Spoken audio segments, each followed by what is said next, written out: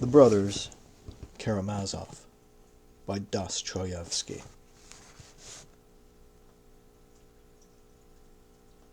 Editors: Robert Beldick, 1964-72, C.A. Jones, 1972-74, Betty Radice. Fyodor Mikhail Dostoyevsky was born in Moscow in 1821, the second of a physician's 7 children. His mother died in 1837, and his father was murdered a year later. When he left his private boarding school in Moscow, he studied from 1838 to 1843 at the Military Engineering College in St. Petersburg, graduating with officer's rank. His first story to be published, Poor Folk, 1846, had a great success. In 1849, he was arrested and sentenced to death for participating in the Petrashevsky Circle. He was reprieved at the last moment, but sentenced to penal servitude, and until 1854 he lived in a convict prison at Omsk, Siberia. Out of this experience he wrote Memoirs from the House of the Dead, 1861. In 1861 he began the review Vremya with his brother.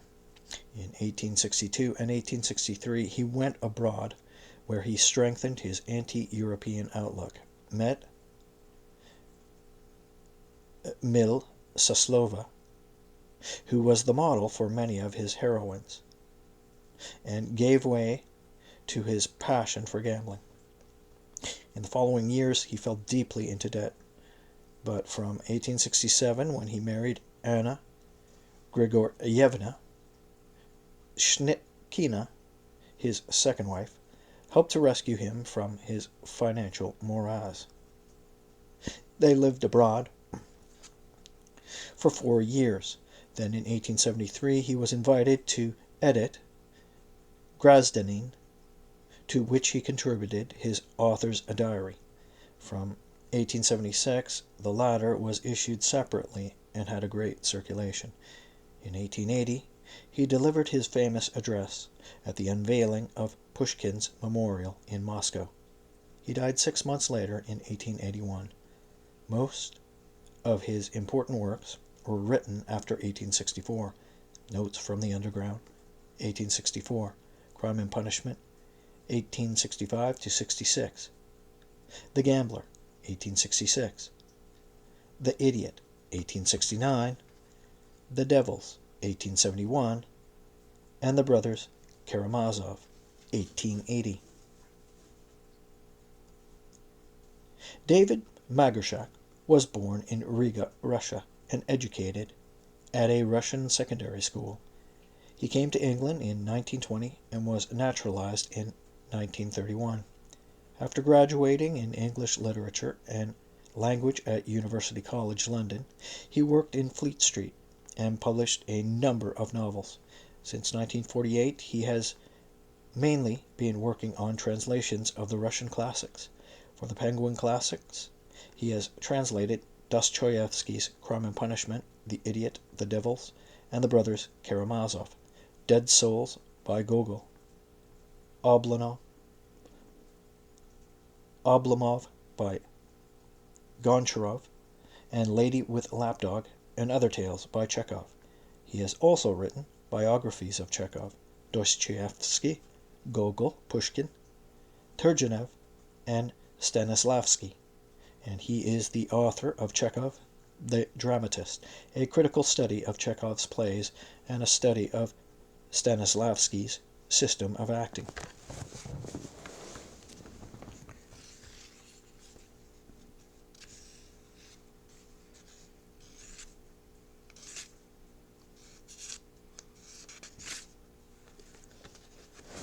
Translators' Introduction.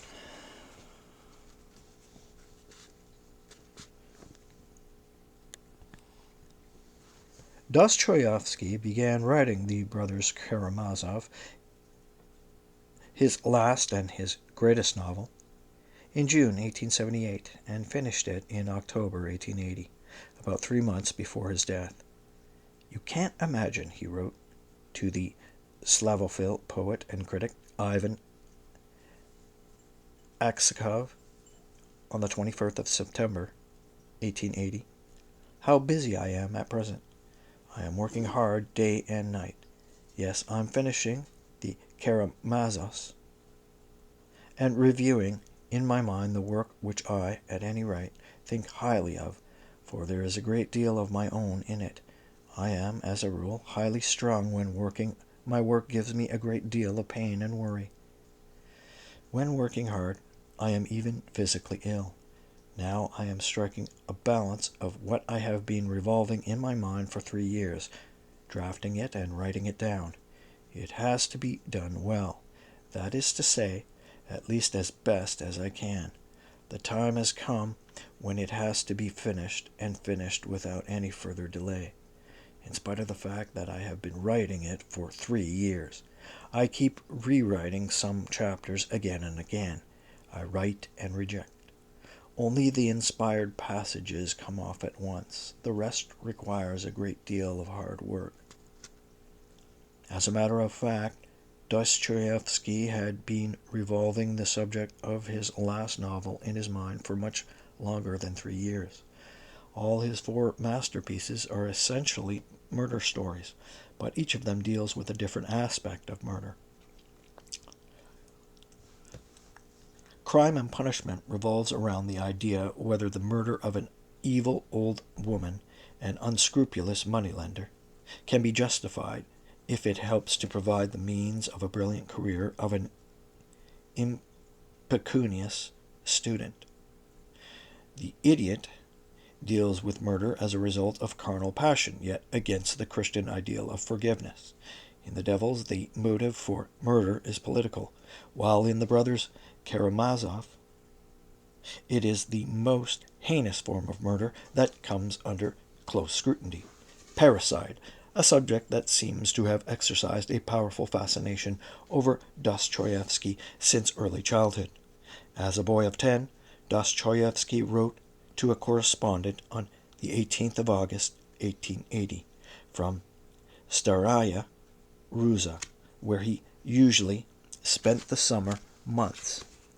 I saw a performance of Schiller's Roberts, and I assure you the powerful impression of it made on me then had a very fructifying influence on my spiritual development. Dostoevsky's wife Anna records in her diary that while engaged in writing The Brothers Karamazov, her husband again reread The Robbers, and on one occasion read it aloud to his family. Schiller's play deals with the subject of parricide and the rivalry between 2 brothers. The theme Dostoevsky introduces at the very beginning of his novel by a direct reference to Schiller's play. This Fyodor Karamazov tells father Zosima, pointing to his second son Ivan, is my most respectful Karl Moor, while this son of mine, Dmitri, who has just come in, and against whom I am seeking justice from you, is my most disrespectful Franz Moor, both from Schiller's Robbers, which I suppose makes me the Regierender Graf von Moor. The old man, though, made a mistake.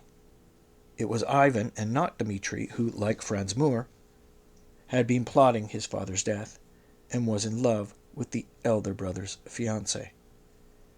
The genesis of the brothers Karamazov, however, shows an even closer link with Dostoevsky's past, for it was during his imprisonment in Siberia that he met a man serving a 20 years sentence for parricide, who was to supply him with the central idea of the plot of his last novel. He relates this meeting in The House of the Dead, the first great work he wrote after his return from Siberia. The condemned parricide was, like Dmitri Karamazov, a retired lieutenant of a line regiment by the name of Ilyinsky. In the first drafts of the Brothers Karamazov, the name of Ilyinsky occurs side by side with that of Karamazov.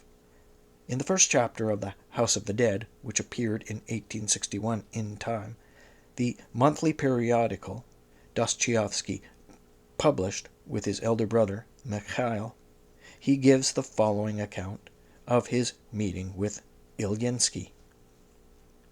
There is one parricide in particular I cannot forget. He was of noble birth and was regarded by his 60-year-old father as a kind of prodigal son. He led a riotous life and got himself heavily into debt. His father tried his best to restrain him and persuade him to change his mode of life, but his father owned an estate and was reputed to have money, and so his son murdered him in order to inherit his fortune. The crime was only discovered after a month.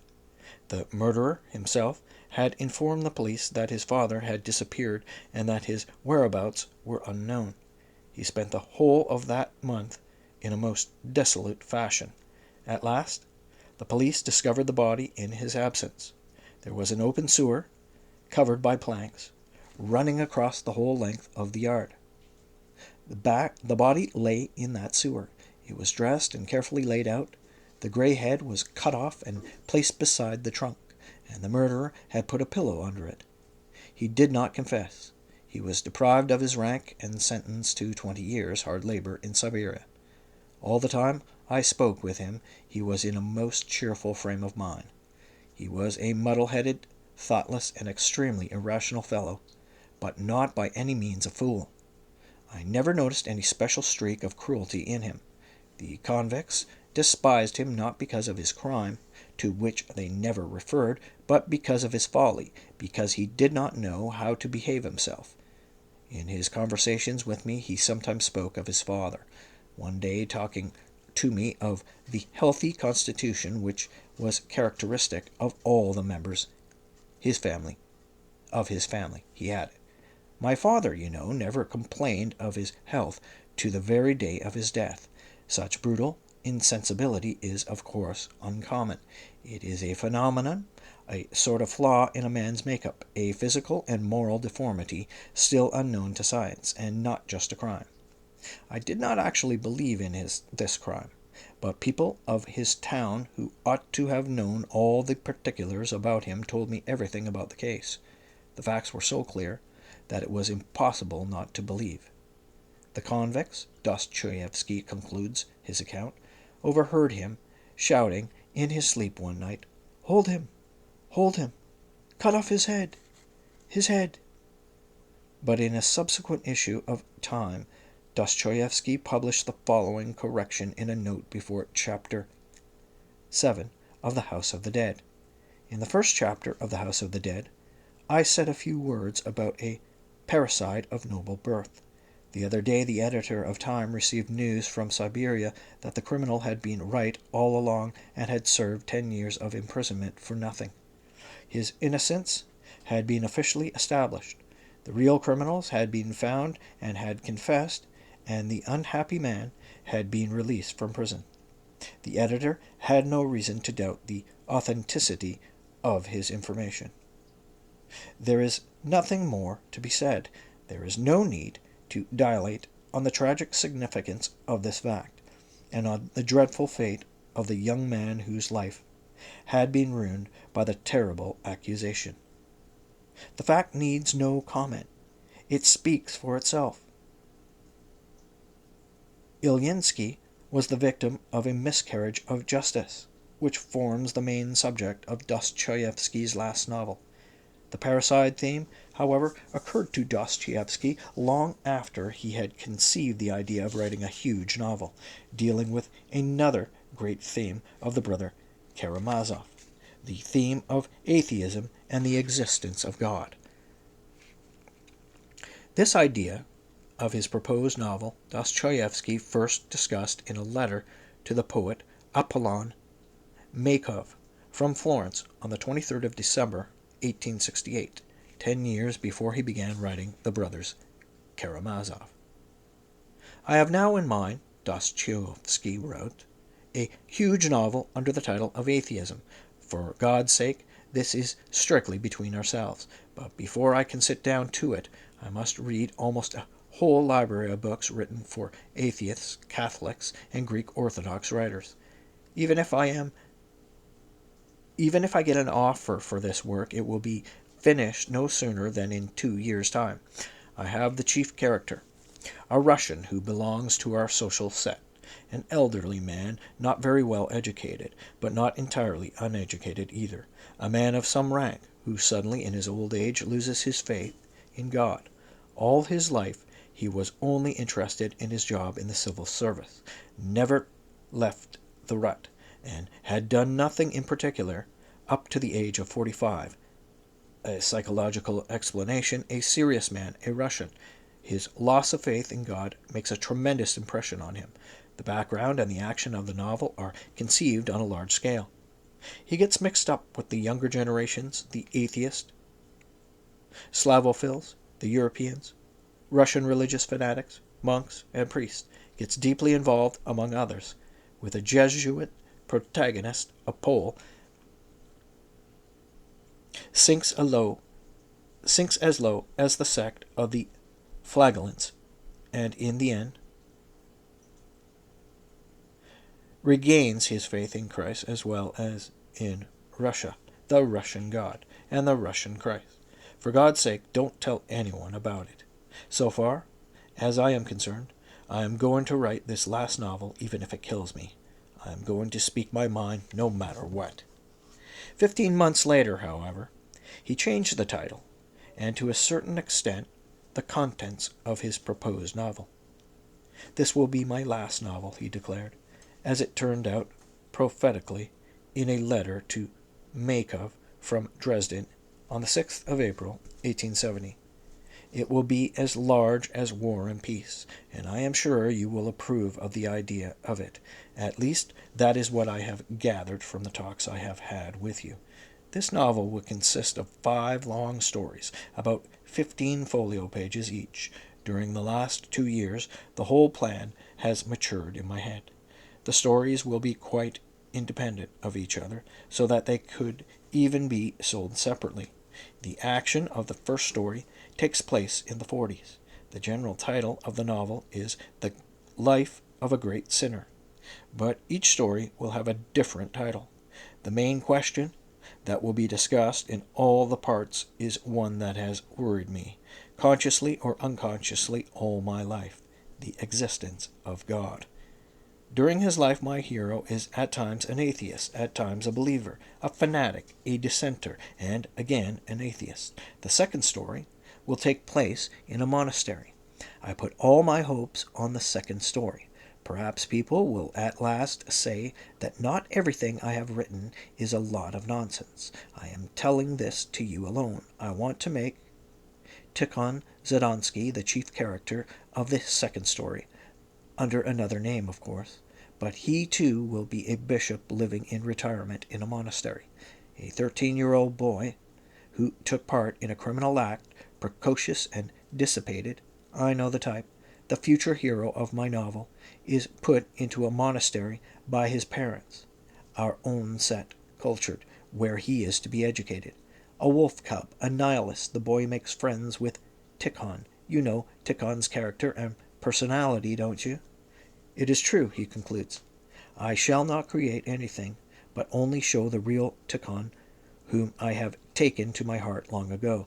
The first story will deal with the hero's childhood. Dostoevsky had made an attempt to introduce Tikhon in The Devils, and in June 1879 he paid a visit to the bishop at the Optina monastery, together with the young philosopher-poet Vladimir Solovyov. They spent a week at the monastery, and Dostoevsky incorporated his impressions of his visit in the descriptions of the monastery in the Brothers Karamazov. Father Zosima, too, was modeled on Tikhon.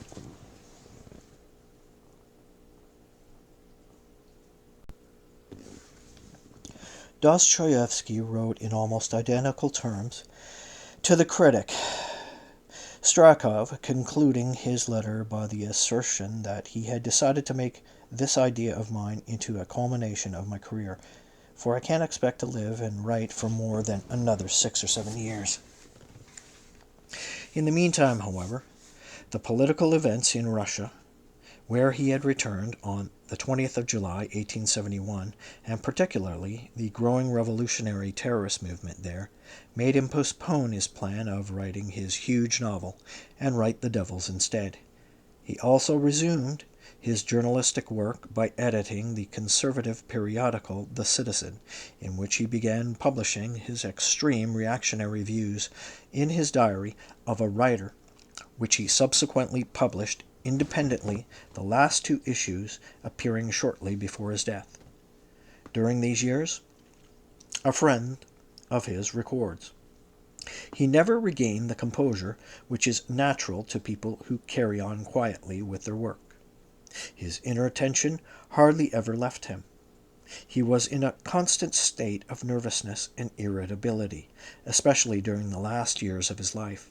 By the time he began writing The Brothers Karamazov, he had become, according to the same authority, extraordinarily emaciated, and the slightest effort exhausted him.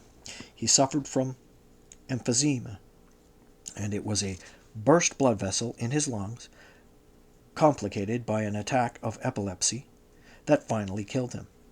He died on the 9th of February, 1881. Dostoevsky jotted down the first draft of The Brothers Karamazov in the autumn of 1874, about 4 years before he actually sat down to write the novel.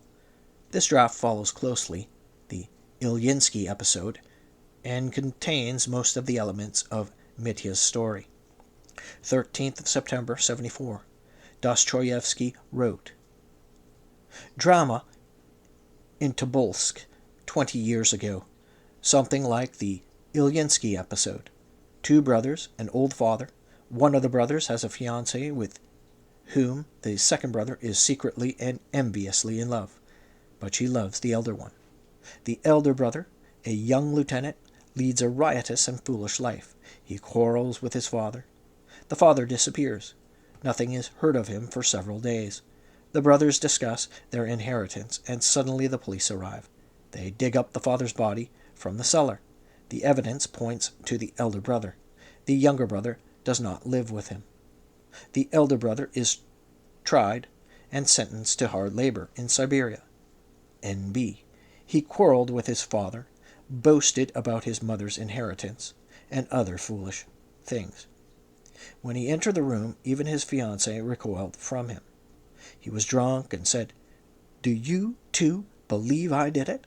The evidence has been cleverly fabricated by the younger brother. The public is not sure who the murderer is. The scene in Siberia, the convicts want to kill him. The prison authorities, he does not betray them. The prison governor reproves him for having killed his father. 12 years later, his brother comes to see him.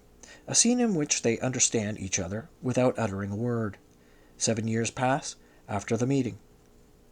The younger brother is a person of high rank and occupies an important post in the civil service. But he is greatly worried. A hypochondriac tells his wife that it was he who killed his father. 'Why did you tell me that?' He goes to see his brother. His wife, too, arrives. The wife implores the convict on her knees not to tell and to save her husband. The convict says, 'I'm used to it. They make it up.' 'You're punished as it is,' says the elder brother. The younger brother's birthday party. The guests assemble. He comes in. 'I am the murderer.' They think it's a stroke. The end. The elder brother is released. The younger brother sent to Siberia. The younger brother asks the elder one to be the father of his children. He has entered upon the right path. At the time these notes were written, Dostoevsky was working at his novel, The Adolescent, and it was during that period that he jotted down a great number of notes, which he afterwards made use of in his plot of The Brothers Karamazov. In one of these notes he already outlines the life histories of the three Karamazov brothers.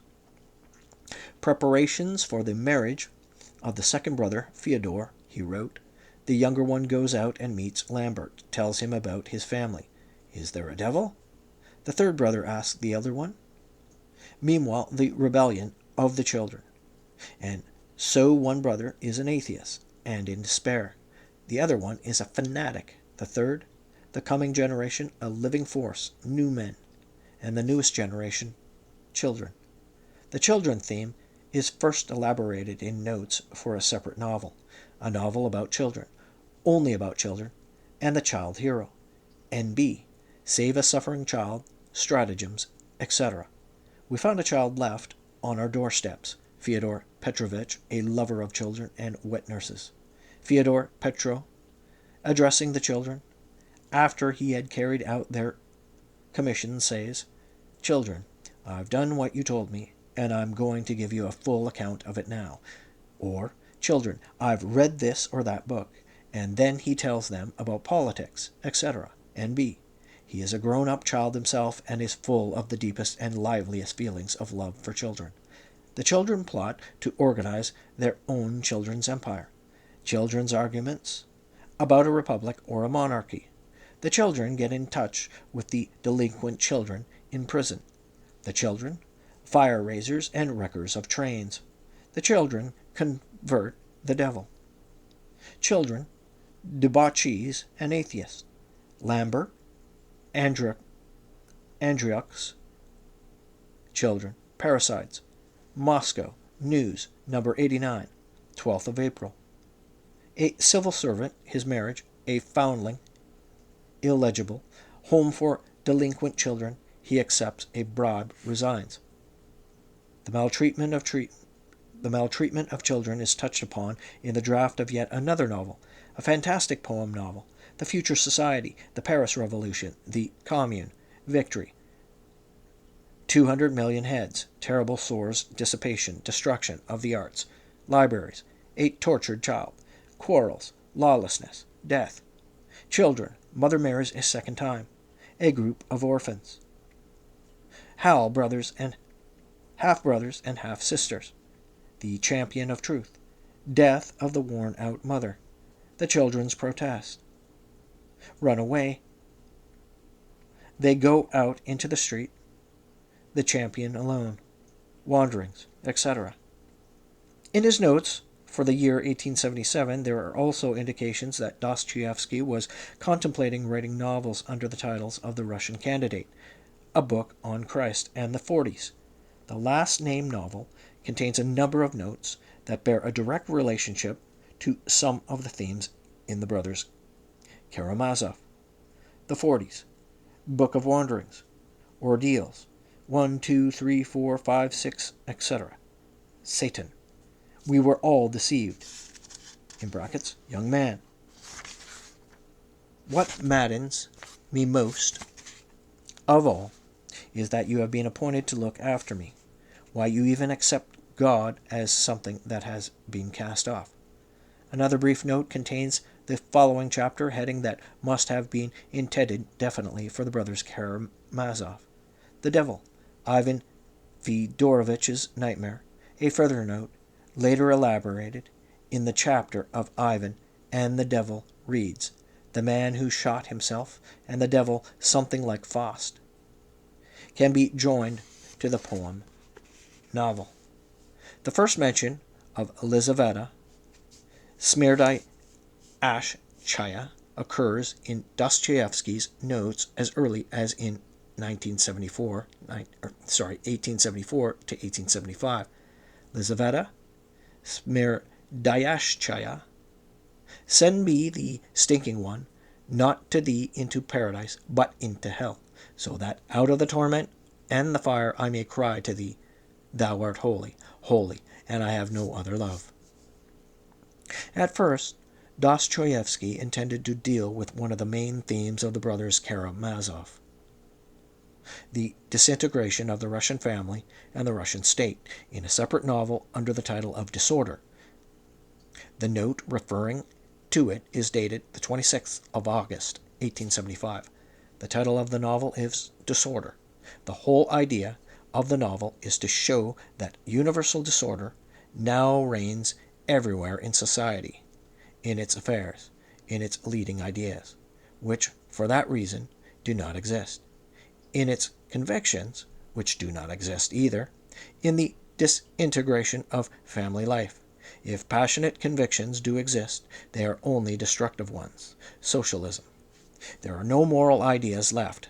Not a single one remains, and the main thing is that he talks as if they never existed. But you are religious, aren't you? You did not expect me not to be, did you? All these themes, roughly sketched in the notes quoted above, Dostoevsky finally incorporated in his last novel. But even when he began writing it, his idea of its ultimate form was still very vague. In his foreword to the reader, he reduced the 5 novels of his first plan to 2, the second of which was to be the main novel and was to deal with the life of Alyosha Karamazov in our time, as he put it. But as always with Dostoevsky, his first intentions never worked out as he planned them. Alyosha, as he appears in the later books of the novel, plays quite an insignificant part in the development of the plot and becomes a very shadowy figure indeed when compared with the figures of his father, his 2 brothers, Mitya and Ivan, and his half-brother, Smerdyakov. It is obvious that Dostoevsky himself lost interest in him, and that the few pages he devotes to him in Book 7 was all he had to say about him. The idea that Dostoevsky did not finish his novel based on his rather confused foreword to the reader is entirely unsubstantiated. The idea that Dostoevsky did not finish his novel based on his rather confused foreword to the reader is entirely unsubstantiated. Dostoevsky himself admitted it in his letter to Ivan Aksakov, quoted at the beginning of this introduction, and in another letter on one of his closest friends, written from Staraya Russa on the 7th of September, 1880. In spite of the lovely weather, he wrote, I sit day and night over my work. I am finishing the Karamazovs. I shall finish it by the end of September, and then return to Petersburg. On the other hand, I realized more than anything else perhaps that the novel in its final form was far from perfect. I know, he wrote to a correspondent in April 1880, that like many other writers, I have many faults, and I am the first to be dissatisfied with myself.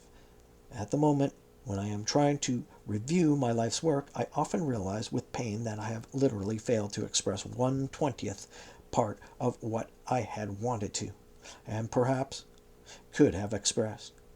The thing that comforts me is the constant hope that one day God will grant me so much inspiration that I shall be able to express myself more fully, that in short I shall express all that is locked in my heart and in my imagination. I cannot help feeling that there is much more hidden in me than I have hitherto been able to express as a writer. And yet, he concludes, speaking without false modesty, there is a great deal that is true and that came from my heart in what I have expressed already. The Brothers Karamazov, then, is first of all a picture of Russia as Dostoevsky saw it in the turbulent years at the end of the 70s and at the beginning of the 80s of the last century.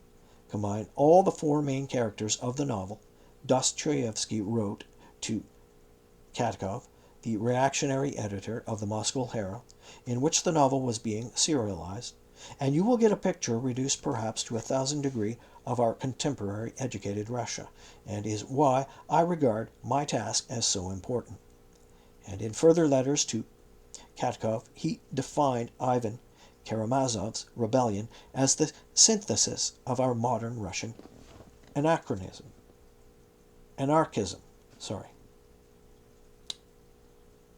Or, in other words, the Russian revolutionary movement of his day.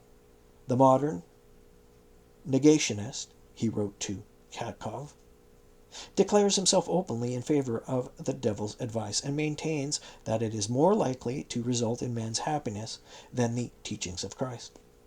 To our foolish but terrible Russian socialism, for our youth is mixed up in it. It is a directive, and it seems a very powerful one. The loaves of bread, the Tower of Babel, that is the future reign of socialism, and the complete enslavement of the freedom of conscience. That is what the desperate negationist is striving to achieve. The difference is, Dostoevsky continues, that our socialists, and they are not only the hole and corner nihilists, are conscious Jesuits and liars, who do not admit that their ideal is the ideal of the coercion of the human conscience and the reduction of mankind to the level of cattle. While my socialist, Ivan Karamazov, is a sincere man, who frankly admits that he agrees with the views of the Grand Inquisitor, and that Christianity seems to have raised man higher than its actual position entitles him. The question I should like to put to them is in a nutshell this: do you despise or do you respect mankind, you, its future saviors? In another letter, Dostoevsky quite openly declares that his main task in writing the Brothers Karamazov was the defeat of anarchism, which he considered to be his civic duty.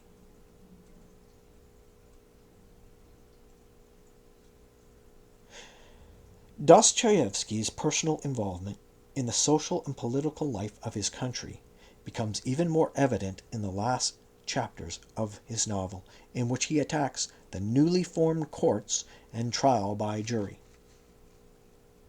Dostoevsky shared the opinion of Pobed Onostsev, the reactionary procurator of the Holy Synod, whom he is known to have consulted on the various aspects of his novel, about the newfangled trials by jury as the talking shop of lawyers, as a result of which the most terrible crimes in audible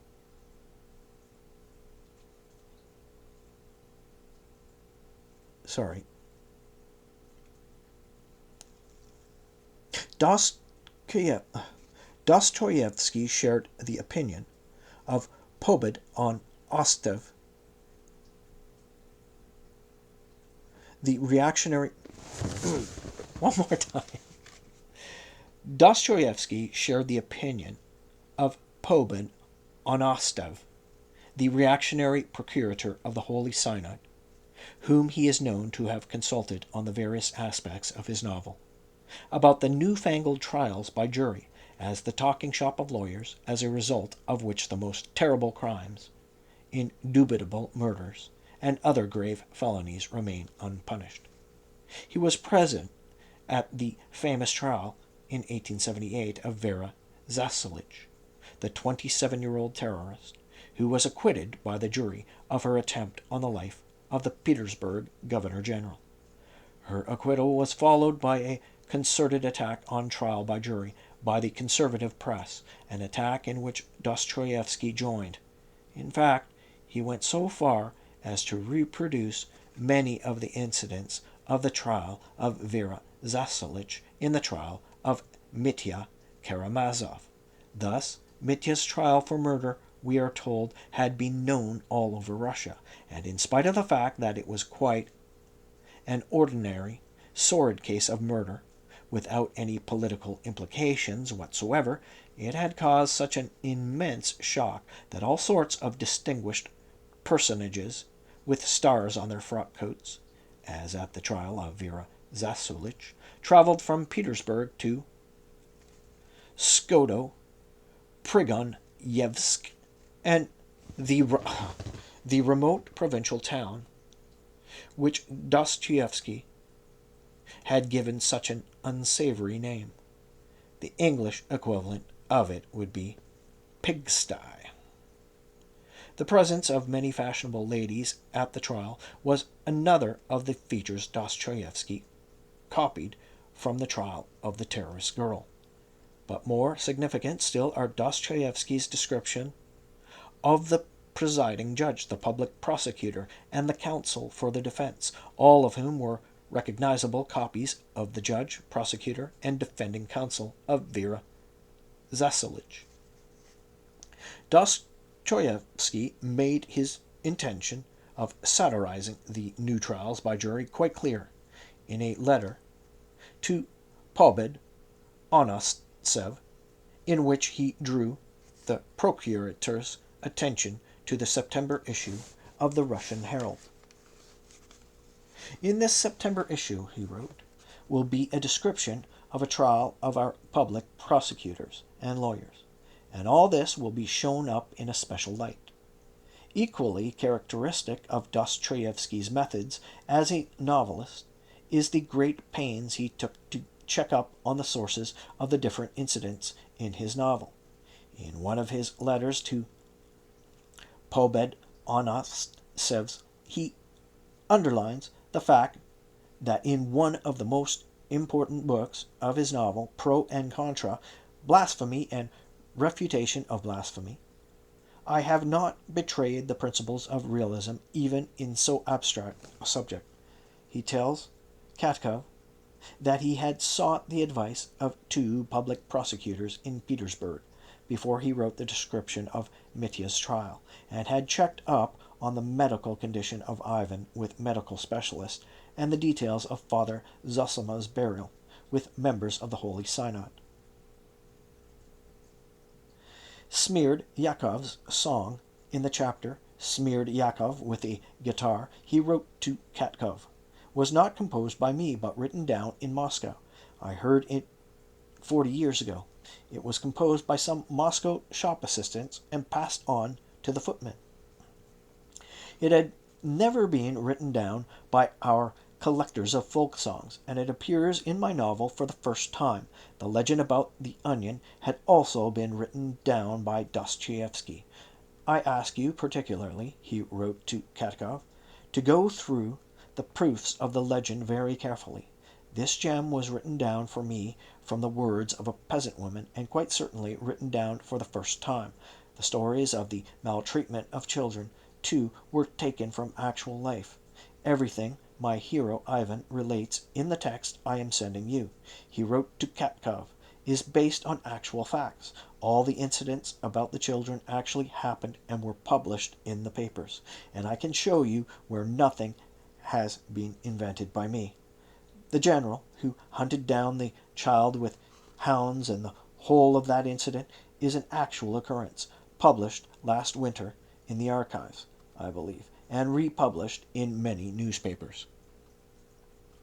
Dostoevsky took particular care about the episode with the children, which he quite seriously intended to provide a solution to the political strife in Russia, and which peters out so disastrously in the epilogue. In your letter, he wrote to a correspondent on the 28th March, 1878, I was particularly struck by the fact that you love children, and you spent a great deal of your time with them, and that even now you are so often with them. And so I would like to ask you a great favor. I am soon to begin a new novel in which children are to take part, and particularly children between the ages of 7 and 15. There will be many children. I am studying them, and have been studying them all my life. I am very fond of them, and I have some myself. But the observations of a man like you would be invaluable to me, and so please write to me everything you know about children. Incidents, habits, replies, words, sayings, traits of character, attitude to their families, their faith, their misdeeds, and innocence, nature, and teacher, Latin, etc., etc. In short, everything you know. You will help me very much, and I shall be very grateful to you. For his chapters about the children, Dostoevsky also studied the works of Pestalozzi and Froebel, and read the articles on schools by Leo Tolstoy. It was by these means that Dostoevsky sought to deepen and widen the realistic features of his novel. Realism, as can be gathered from Mitya's use of this term was one of the most popular literary slogans of that period. In the creation of his characters, however, Dostoevsky departed from the cruder forms of realism by which he sought to give authenticity to the various incidents in his novel. His aim as a creative writer, he declared in his diary, was to find the man in man. I am called a psychologist, Dostoevsky writes. It is not true. I am only a realist in the highest sense of the word. That is to say, I depict all the depths of the human soul. There was a curious dichotomy in Dostoevsky's nature, in his journalistic works, and especially in his diary of a writer. He expresses views and opinions which for sheer crudity and lack of vision can hardly be paralleled in any case of any other great writer, whereas in his creative works, and especially in the Brothers Karamazov, he achieves a profundity of thought that surpasses anything written in his, or indeed any other time. He needed what he himself called inspiration to overcome his petty resentment against his political enemies, his radical prejudices, and more particularly his hatred of his more successful literary rivals. In the legend of the Grand Inquisitor, which Dostoevsky himself characterized as the culminating point of my literary activity, he launched an indirect attack on socialism by making Ivan accept what he considered to the ultimate policies of the Catholic Church. By the stones and the loaves of bread, Dostoevsky himself commented, I meant our present social problems, present-day socialism in Europe and in our country as well sets Christ aside and is first of all concerned about bread. It appeals to science and maintains that the cause of all human misfortune is poverty, the struggle for existence, and the wrong kind of environment. But actually, the legend of the Grand Inquisitor transcends the political divisions of mankind and presents the problem of the human predicament in its universal aspect. Again, however, controversial Dostoevsky's idea of expiation of sin through suffering may appear. It is fully justified when he puts it into the mouth of Dmitry Karamazov. It is through the fullest possible integration of idea and character that Dostoevsky achieves his greatest triumph, not only as a creative artist, but also as a profound and fearless thinker. Indeed, the paradox of Dostoevsky as a writer is that he puts the case against what he himself stands for much stronger than the case for his own ideas and convictions. Father Zozima's pious platitudes are never as convincing as Ivan's blasphemies. Even in Father Zozima's case, his ideas of Christian morality catch fire on when Dostoevsky gives them a fictional form, as in Father Zozima's account of his dying brother's conversion, his duel, and the story of the mysterious visitor. In this lack of consistency between Dostoevsky, the creative writer, and Dostoevsky, the man, lies the great tragedy of his life. And it is this, perhaps more than anything else, that accounts for his irritable and suspicious temperament, which was such a trial even to his closest friends. After his triumphant speech at the unveiling of the memorial to Pushkin in Moscow in June 1880, he remarked sadly, "The main thing about me they don't understand. They extol me for not being satisfied with the present political condition of our country, but they don't see that I am showing them the way to the church." In the Brothers Karamazov, too, Dostoevsky saw the solution of Russian troubles in the Greek Orthodox Church. But that is not why his novel is recognized as the greatest achievement of his genius. It is in the universal human drama that its greatness lies, and not in Dostoevsky's ill-contrived attempt to transform Russia into a huge monastery. D.M.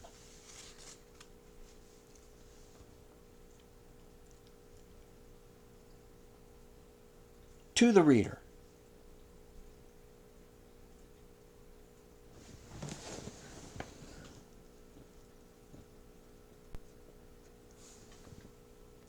Just a personal footnote. The word in question that I was having trouble with, or the name, sorry, of Pobed Onostsev, spelt capital Pobedonostsev,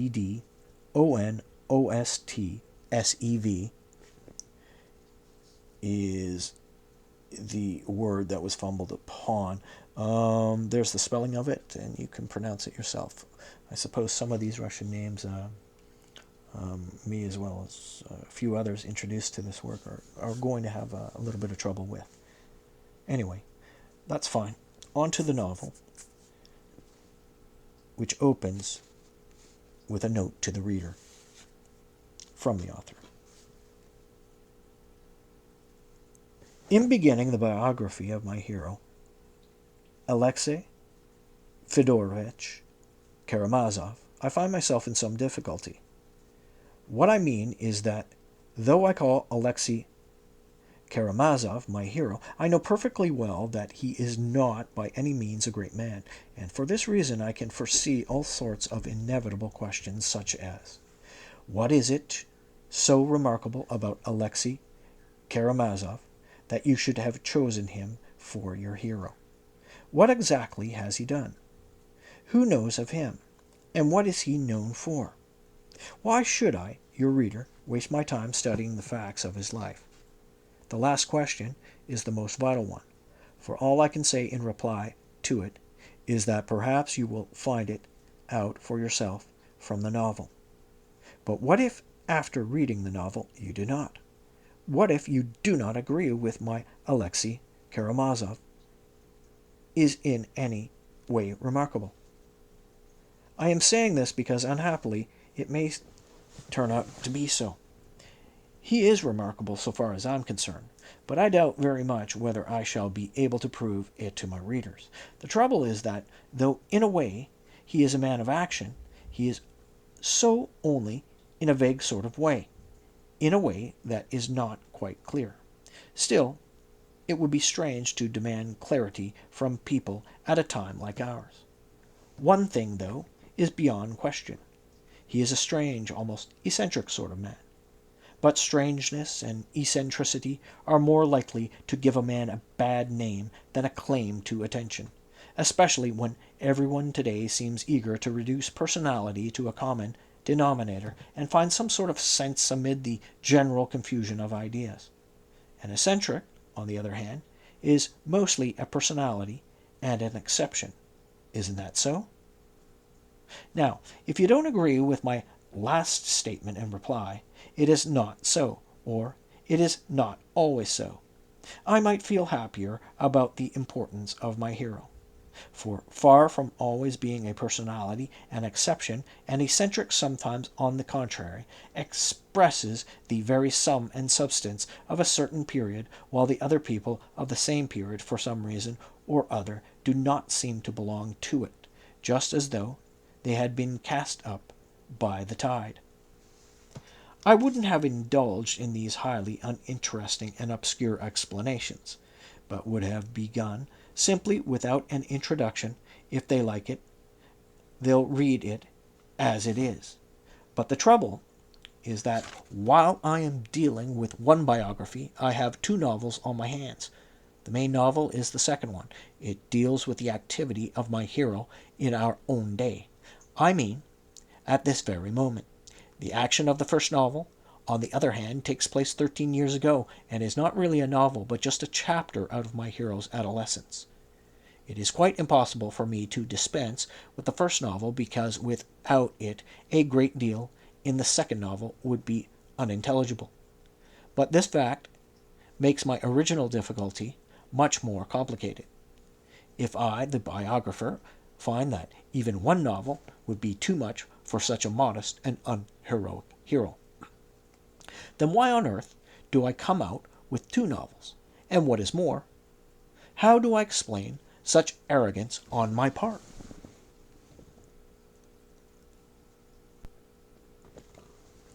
Quite at a loss to find an answer to these questions, the best thing I can do is to leave them without an answer. No doubt, their perspicacious reader has long ago guessed that it is exactly what I have been driving at, and cannot help being vexed with me for wasting words and precious time. To this I can truthfully say that I wasted words and precious time, first out of courtesy, and secondly out of cunning. I have, so to speak, warned you in good time. As a matter of fact, I am glad that my novel has been split into two stories, in spite of the fact that it really forms one whole, for having acquainted himself with the first story, the reader will be able to decide for himself whether it is worth his while to begin the second. No one, of course, is forced to do anything, and the reader can, if he likes, close the book after reading 2 pages of the first story and never open it again. But there is conscientious readers who will insist on reading to the end, so as not to prejudice their impartial judgment. Such, for instance, are all Russian critics. Confronted with people of this sort, I should feel easier in my mind if I told them that, in spite of their conscientiousness, I am only too glad to provide them with an excuse to give up reading the novel after the first episode. Well, that's all I have to say in my introduction. I quite agree that it is unnecessary. But as it is already written, it may as well remain. And now to the business.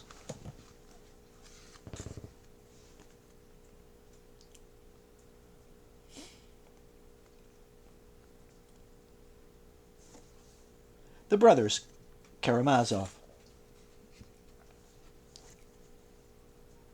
Verily, verily, I say unto you, except a corn of wheat fall into the ground, and die, it abideth alone. But if it die, it bringeth forth much fruit. St. John 12:24. Part 1. Book 1. The History of a Family.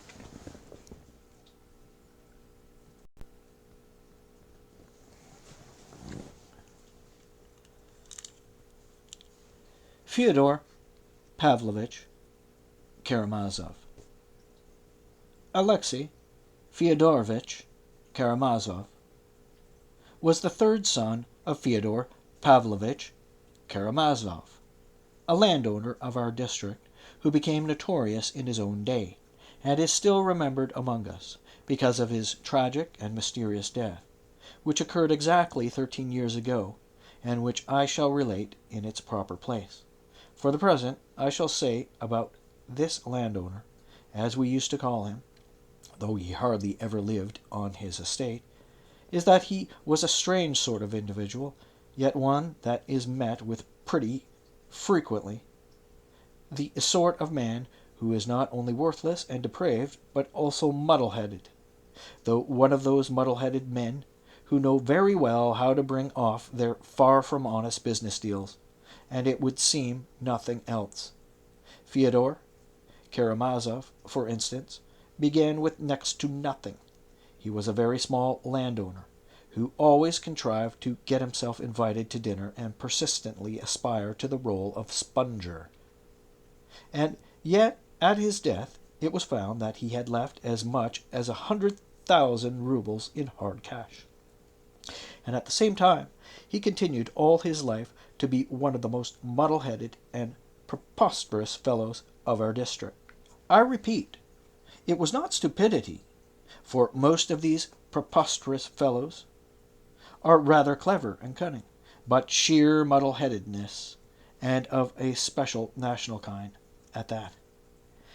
He was married twice and had 3 sons, the eldest, Dmitri, by his first wife, and the other two, Ivan and Alexei, by his second. His first wife belonged to the fairly rich old aristocratic family of the Miusovs, who were also landowners in our district. How exactly it came about that a girl with a dowry, a beautiful girl too, one of those girls of character and intelligence who are often to be found in this generation and were not uncommon in the last, could have married such a poor specimen of a man as he was called by everyone, I won't even try to explain. Why I knew a young girl of the last romantic generation who had for several years been consumed by an enigmatic passion for a certain gentleman, whom she could have married at any time without any trouble at all, but who, after inventing all sorts of insurmountable difficulties, in the end threw herself one stormy night from a high cliff into the fairly deep and rapid river, and was drowned out of sheer caprice, simply because she wanted to be like Shakespeare's Ophelia. Indeed, had the cliff which she had discovered long before, and which had become her favorite spot, not been so picturesque, and had there been a prosaic flat river bank instead, she would perhaps never have committed suicide at all. This is a true story, and I should not be surprised if during the last 2 or 3 generations there were not a few similar or identical occurrences. In the same way, Adelaida Miusov's action was, no doubt, a reflection of other people's ideas and the impulse of a mind cribbed and confined. She may have wanted to show her feminine independence, to challenge the social conventions and the tyranny of her class and her family. And an accommodation imagination persuaded her, let us say only for a brief moment, that Fyodor Karamazov, in spite of his statues as a sponger, was one of the bravest and wittiest men of that progressively improving epoch, while, as a matter of fact, he was nothing but an ill-natured clown. The affair acquired still greater piquancy from the fact that it involved an elopement, and this greatly appealed to Adelaida.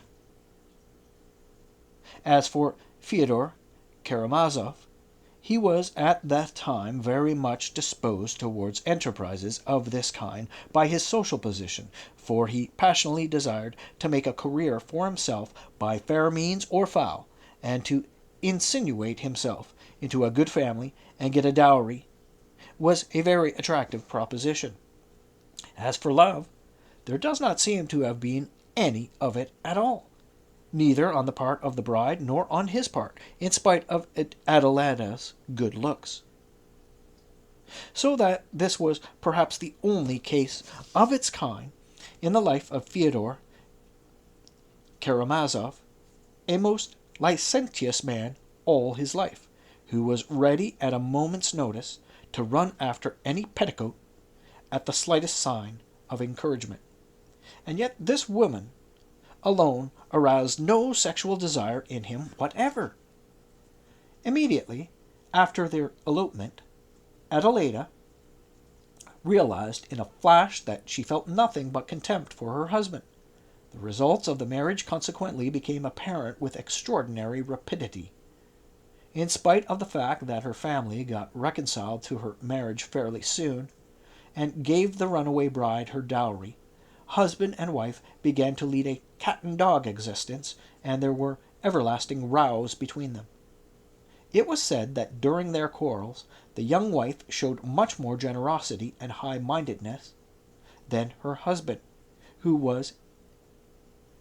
as is now known, cheated her out of all her money, to the amount of 25,000 rubles as soon as she had received it, so that, after that, she never saw a farthing of all those thousands.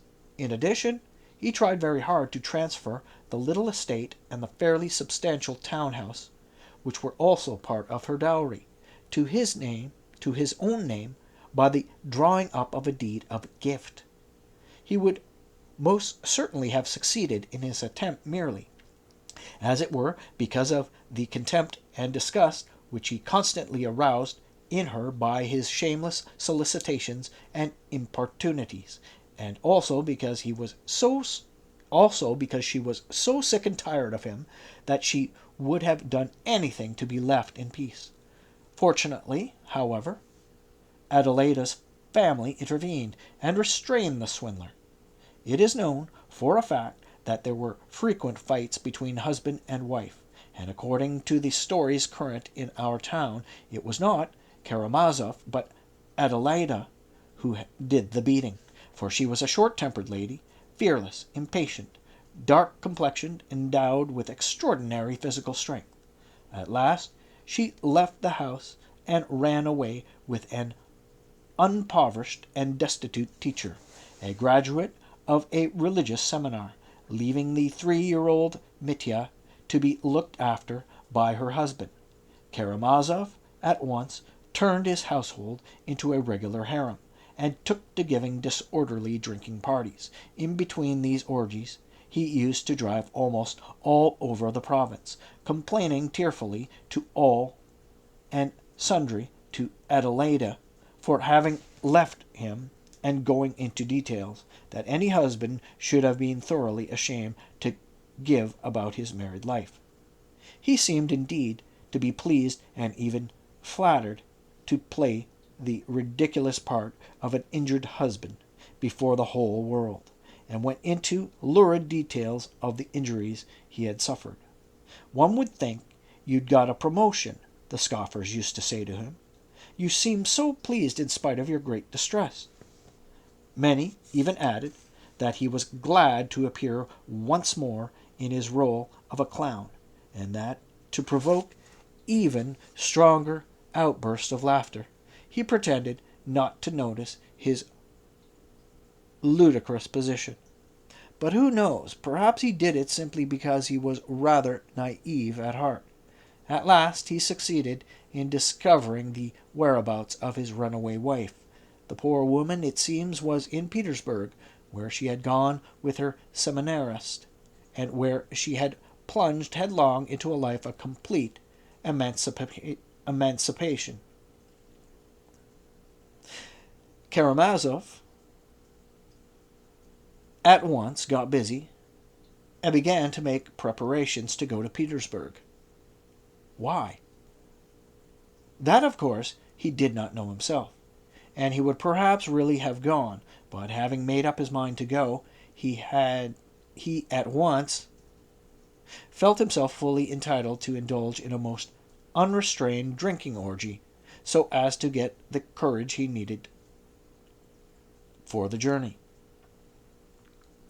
And just at that time his wife's family received the news of her death in Petersburg. She seemed to have died suddenly in some attic, according to one version, of typhus, and another of starvation.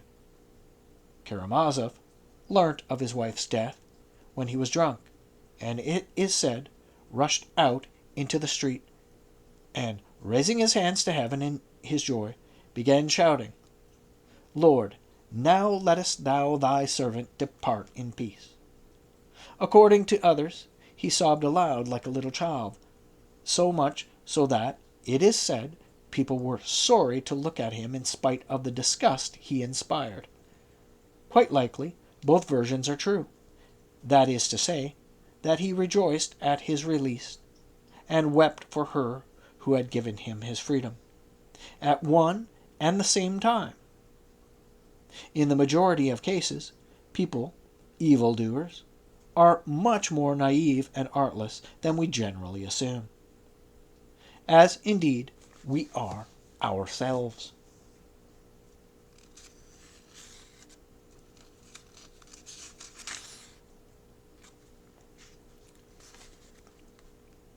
Two.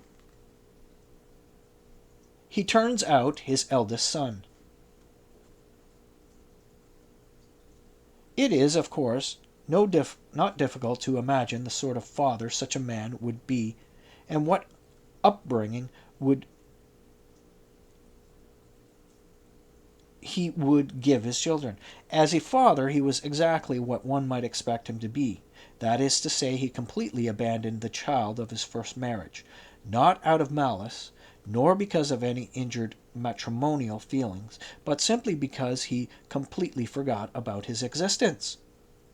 While he was boring everyone with his complaints and tears and turning his home into a sink of corruption, Gregory Kutuzov, a faithful servant of the family, took the 3-year-old Mitya under his care.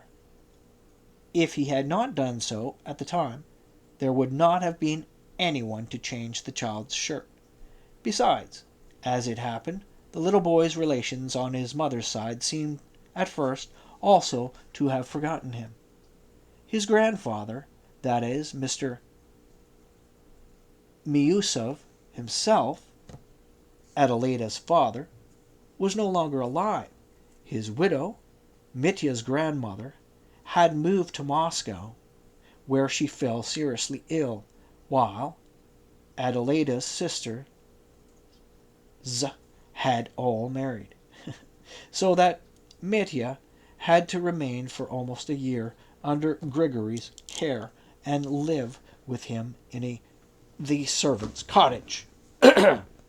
However, if his father had remembered him, and he could not really have been entirely unaware of his existence, he would have sent him back to the cottage, for the child would still have interfered with his debaucheries. Just at that time, however, Peter Miusov, a cousin of Mitya's mother, happened to return from Paris. Afterwards, he spent many years abroad, but just then he was still quite a young man, but one who, unlike the rest of the Miusovs, was highly cultured. He had lived in Petersburg and abroad, and was, besides all his life, a European par excellence, and towards the end of his life a liberal of the 40s and the 50s. In the course of his career, he had come into contact with many of the most liberal men of his time, both in Russia and abroad. He had known both Proudhon and Bakunin personally, and towards the end of his wanderings was particularly fond of recalling and describing the 3 days of the Paris Revolution of February 1848, hinting that he had almost taken part in the fighting on the barricades himself. That was one of the most delightful memories of his youth. He was a man of independent means, owing, according to the old way of reckoning, about 1,000 serfs. His splendid estate was on the very outskirts of our small town, and bordered on the lands of our famous monastery. Against this, while still a very young man, he began, as soon as he came into his inheritance, an interminable lawsuit about the fishing rights in the river or the wood-cutting rights in the forest. I am not sure which, but he conceived it is his duty as a citizen and a man of culture to start an action in the courts against the clericals. Having heard all about Adelaida, whom of course he remembered and to whom at one time he had even felt attracted, and learning about Mitya's existence, he took a hand in the affair in spite of all his youthful indignation and his contempt for Karamazov.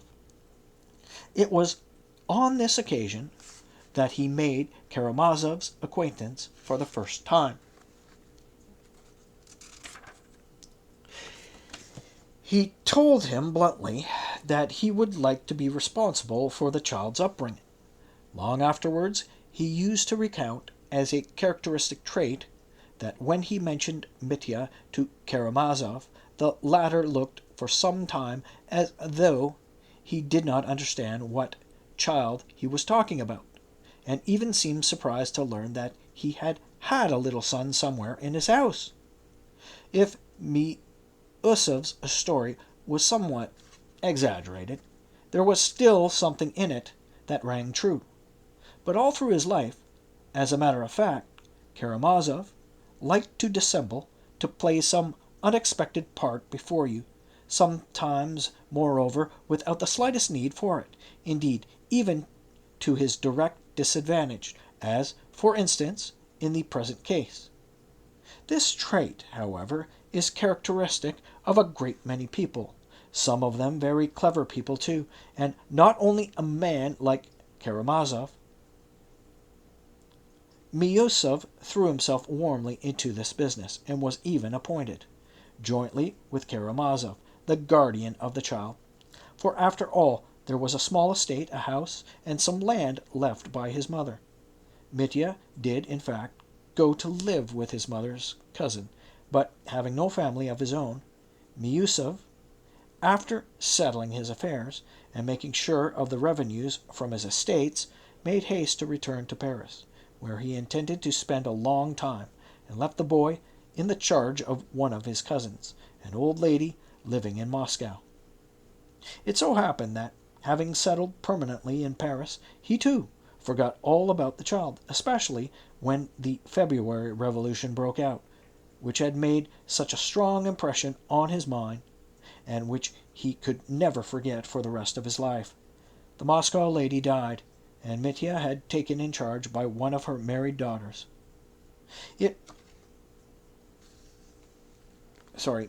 Mitya was taken in charge by one of her married daughters. It would seem that after that he changed his home for a fourth time. I shall not dilate on that now, particularly as I have to tell a great deal of Karamazov's firstborn later on, but confine myself now to the most essential facts about him, without which I could not even start my novel. To begin with, Mitya was the only one of Karamazov's three sons who grew up in the belief that he, at any rate, possessed some property, and that, when he was of age, he would be independent. He spent a turbulent boyhood and youth. He did not finish his course at the secondary school, entered a military college, was stationed in the Caucasus, promoted to a higher rank, fought a duel, reduced to the ranks, again obtained promotion, led a riotous life, and spent, comparatively speaking, a great deal of money. He did not begin to receive money from his father until he came of age, and till then ran into debt. He got to know and saw his father for the first time only after coming of age, when he arrived in our town for the sole purpose of clearing up their misunderstanding about his property. Apparently, he did not like his father even then.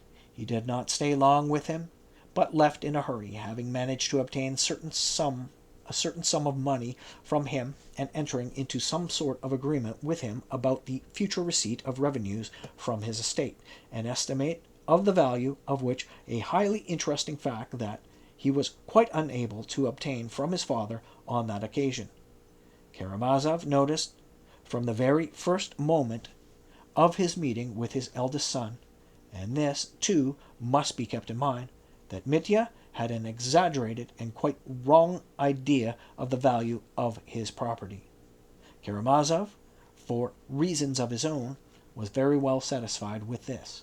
He came to the conclusion that the young man was thoughtless, violent, passionate, impatient, dissipated, and that if he were given some money occasionally, he would at once be satisfied, though only for a short time, of course. It was this that Karamazov began to exploit, that is to say, he would fob him off with small sums of money, which he sent him from time to time.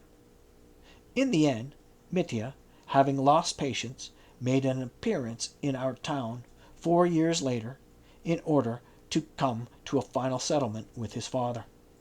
It was then that, to his great astonishment, he suddenly discovered that he had absolutely nothing left, that it was quite impossible to say how much money he had received from his father, that what he had received from him already exceeded the value of his property, and that he was probably even in debt to him, that because of certain transactions into which he had entered a certain specified dates of his own free will. He had no right to demand anything more, and so on and so forth. The young man was stunned, suspected his father of lying and deceiving him, was almost beside himself, and really seemed to have gone out of his mind. It was this circumstance that led to the catastrophe, the account of which forms the subject of my first introductory novel, or rather the external side of it. But before I pass on to this novel, I must say something of Karamazov's other two sons, Mitya's brothers, and of their origin.